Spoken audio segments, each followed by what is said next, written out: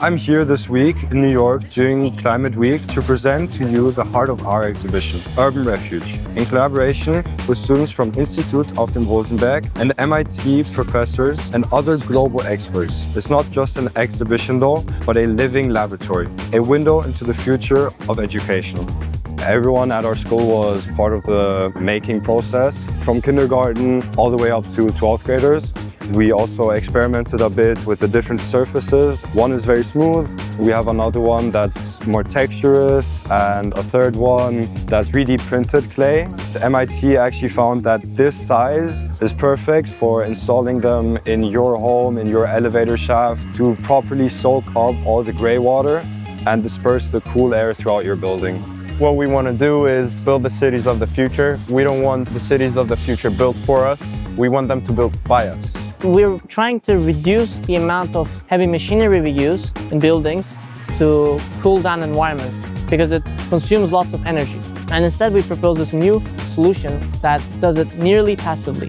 Our station is talking about what is a perfect community like and how can we get there and what are ways to better achieve there, where people can write down their own opinions and their own thoughts on what they think would be a good way to achieve a perfect community. We are collecting people's opinions and experiences about the challenges that they're facing in their communities. We ask them for solutions. As the exhibition progresses, it becomes fuller and more vibrant with more opinions, with a lot of different approaches and solutions.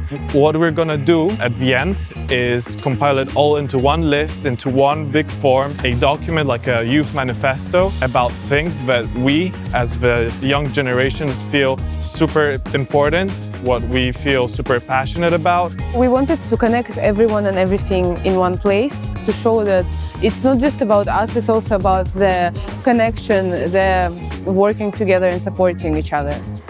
One of the really cool features that we have from these blocks is that when they're used as a big wall, they can collect rainwater that can then be reused or help water the plants. They still produce oxygen, they can make a better microclimate, and they can make a building more sustainable. We're prompting the people who come to the exhibition, asking them, how do you define these without words? It could be as simple as drawing a water molecule, a waterfall, or they could draw a map of the Suez Canal. It's your voice.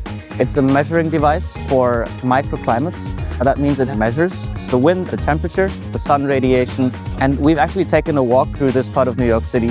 We measured the different temperatures and the felt temperature of different areas. I think that my generation should get involved as much as they can, as soon as they can, because we are the people that have to live with the consequences of it all.